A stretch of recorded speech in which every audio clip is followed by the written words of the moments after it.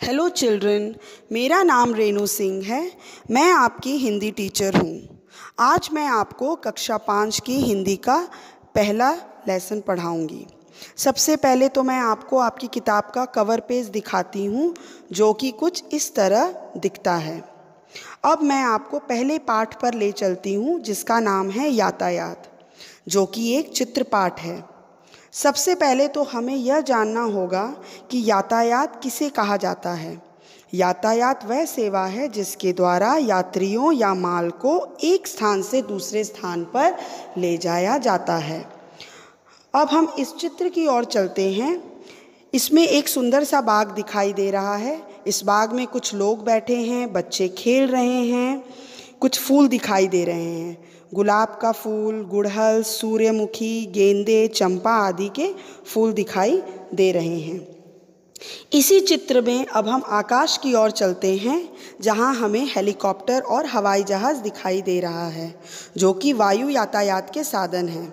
इसके जरिए हम कई मीलों की दूरी कम समय में तय कर लेते हैं।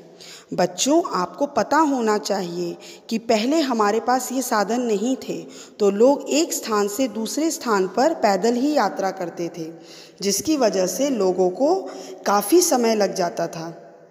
लेकिन अब हवाई जहाज़ के जरिए ये दूरी हम कम समय में तय कर सकते हैं। अब हम चित्र में देखेंगे। चित्र में हेलीकॉप्टर के नीचे आपको रेलगाड़ी दिखाई दे रही है।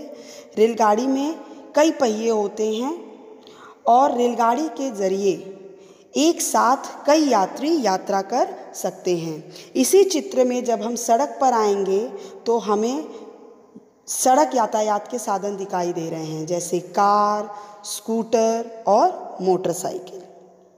इस चित्र में यही वर्णन किया गया है। इसी चित्र के नीचे जब हम आएंगे तो अभ्यास के लिए कुछ प्रश्न दिए गए हैं, जैसे प्रश्न 1, चित्र देखकर फूलों के नाम की सूची बनाइए। चित्र में जो फूल दिए गए हैं उन्हें देखना है और उनके नामों की आपको सूची बनानी होगी। दूसरे प्रश्न में चित्र में नहीं है ऐसे फूलों की सूची बनाइए। पहले में तो आपको ऐसी सूची बनानी है जो फूल आपको चित्र में दिख रहे हैं, लेकिन दूसरे में आपको ऐसे फूलों की सूची बनानी है जो चित्र में नहीं दिखाई दे रहे हैं। अब हम आते हैं अपने दूसरे चित्र की ओर।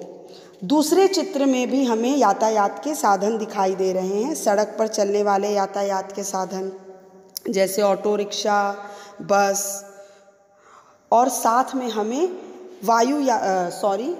जल यातायात के साधन भी दिखाई दे रहे हैं, जैसे नाव, समुद्री जहाज आदि।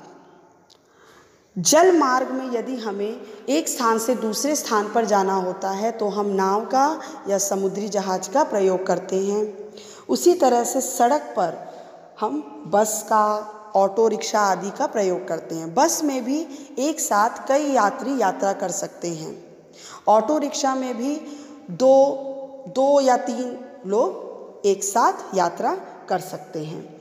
इसी चित्र के नीचे प्रश्न 3 में आप देखिए दिया गया है, चित्र देखकर यातायात के साधनों की सूची बनाइए। अब चित्र में जो यातायात के साधन दिए गए हैं उनको देखकर आपको सूची बनानी है।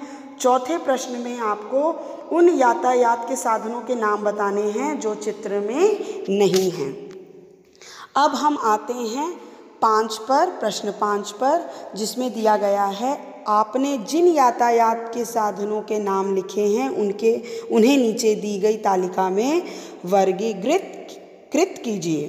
तालिका 1 में और तालिका 2 में, दोनों में आपको बॉक्स दिखाई दे रहा है। इन दोनों बॉक्स में आपको फिल करना है। 2 पहिए वाली गाड़ी, पहली तालिका में आपको 2 पहिए वाली यातायात के साधनों के नाम लिखने हैं 3, फिर 4 पहिए वाली, 4 से अधिक पहिए वाली। तालिका 2 में आपको सड़क पर चलने वाले यातायात के साधन, हवा में उड़ने वाले यातायात के साधन और पानी में चलने वाले यातायात के साधनों के नाम लिखने हैं। यहीं पे हमारा यह अध्याय समाप्त होता है। धन्यवाद।